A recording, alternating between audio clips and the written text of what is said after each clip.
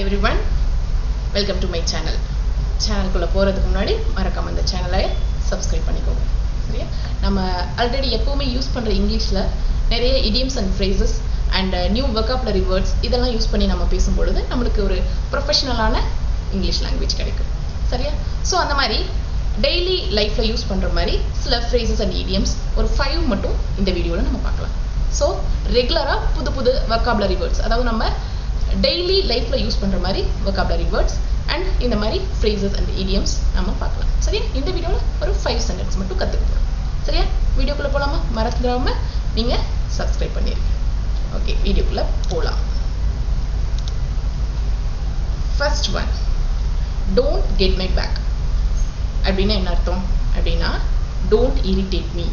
கடுப்பேத்தாதீங்க அப்படினு அர்த்தம்.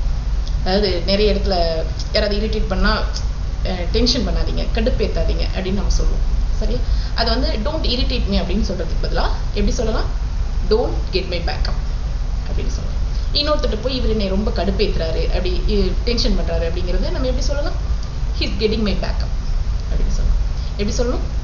Don't get my back அப் அப்படின்னு நம்ம இன்னொருத்தர் சொல்றதுன்னா சொல்றோம். அடுத்தவங்க கிட்ட சொல்லணும் அப்படின்னா எப்படி சொல்லலாம்?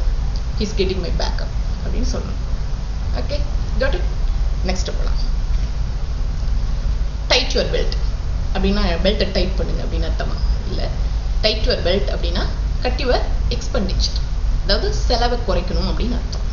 சரிங்களா? அதாவது ஒரு கம்பெனியில் அல்லது வீட்டில் எப்படி இருந்தாலும் எப்படி சொல்லலாம்? கம்பெனியில் அப்படின்னா this month our profit graph is getting flatten, அதாவது ப்ராஃபிட் கிராஃப் வந்து நம்மளுக்கு ஃப்ளாட் ஆயிடுச்சு, அதாவது ப்ராஃபிட்டே இல்லை. So we have to cut our expenditure. சரியா? எக்ஸ்பெண்டிச்சரை கட் பண்ணணும் அப்படிங்கிறத நம்ம எப்படி சொல்லலாம்? we have to tight our belt அப்படின்னு சொல்லலாம்.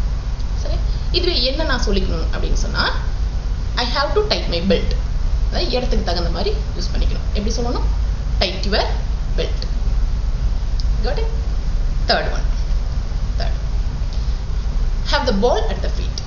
have the ball at the feet அப்படின்னு என்ன அர்த்தம்?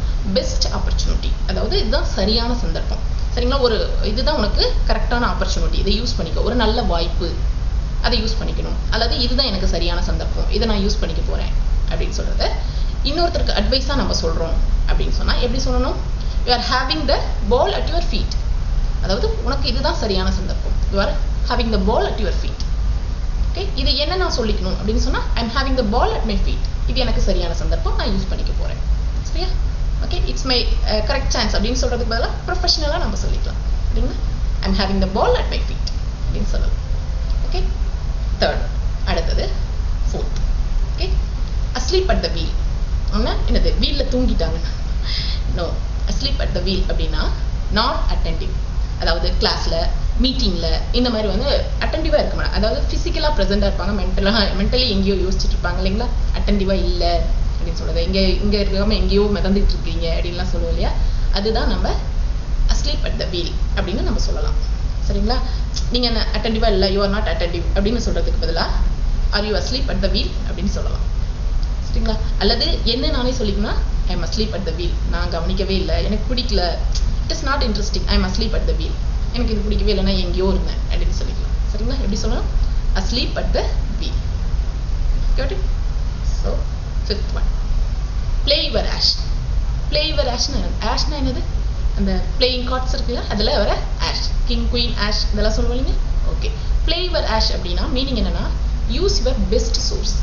சரிங்களா? உங்ககிட்ட எது பெஸ்டா இருக்குதோ அதை நீங்க யூஸ் பண்ணுங்க அப்படின்னு அர்த்தம். யாராவது இன்டர்வியூ போறாங்க அப்படின்னு சொன்னா நம்ம இந்த மாதிரி யூஸ் பண்ணி சொல்லலாம், play your ash அப்படின்னு சொல்லலாம். உங்ககிட்ட எது பெஸ்டா நீங்க இதுல இருக்கீங்களோ அதை நீங்க ஷோ பண்ணுங்க அப்படின்னு சொல்லி அவங்களுக்கு சொல்லலாம். எப்படி சொல்லணும்? play your ash. இது எதனால சொன்னாங்க அப்படின்னா ஆஷ்ங்கிறது வந்துட்டு நிறைய கார்ட் கேம்ஸ்ல வந்து ஆஷ் தான் வந்து ஒரு என்ன சொல்றது, ஹையர் வேல்யூ இருக்கிற மாதிரி இருக்கும். சரியா? அதனாலதான் உங்ககிட்ட இருக்கிறதுலயே ஹையர் வேல்யூ எதுவோ அதை வச்சு ப்ளே பண்ணுங்க அப்படிங்கிற மாதிரி ஒரு மீனிங்ல தான் இந்த சென்டென்ஸ். சரியா?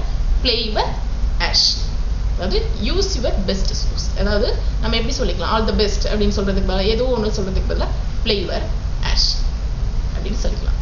got it? ஓகே, ஸோ இந்த வீடியோவில் ஒரு 5 சென்டென்சஸ் நம்ம எப்படி ஒரு ப்ரொஃபஷனலாக யூஸ் பண்ணிக்கலாம் அப்படிங்கிறதுக்காக சொல்லியிருக்கேன். ஸோ நெக்ஸ்ட் வீடியோஸில் வந்து புது vocabulary வேர்ட்ஸ் நம்ம கொஞ்சம் கற்றுக்கலாம். ஒரு 5 வேர்ட்ஸ் மட்டும் கற்றுக்கலாம். சரியா? ஸோ இந்த வீடியோ கண்டிப்பாக உங்களுக்கு இந்த சென்டென்சஸ் வந்து டே டு டே லைஃப்பில் உங்களுக்கு யூஸ் ஆகும்னு நான் நினைக்கிறேன். நீங்கள் என்ன நினைக்கிறீங்க அப்படிங்கிறத கமெண்ட்டில் போஸ்ட் பண்ணுங்கள். Okay, see you in next video.